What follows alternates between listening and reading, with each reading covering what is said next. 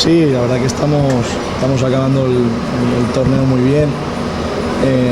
A pesar de que ya llevamos 54 partidos oficiales en el año, hay que rescatar eso, que a pesar de que estamos en la recta final con una gran cantidad de partidos, estamos siendo muy contundentes arriba y haciendo muchísimos goles. Bueno, matemáticamente todavía es posible, pero sabemos que es muy difícil. Nosotros sabemos que el objetivo que teníamos más cerca era el participar en la Copa, así que vamos a ver si podemos certificar ese paso. Son goles con mucha elaboración y bueno, contento por eso, porque es un rasgo característico nuestro. Hemos conseguido ser en el 2013-2014 y este año en el 2015 ser el equipo máximo ganador, y eso creo que siempre es importante para el equipo y para la afición. ¿Hay Fernando Oro para rato para Guaraní o podría salir alguna posibilidad de ir afuera?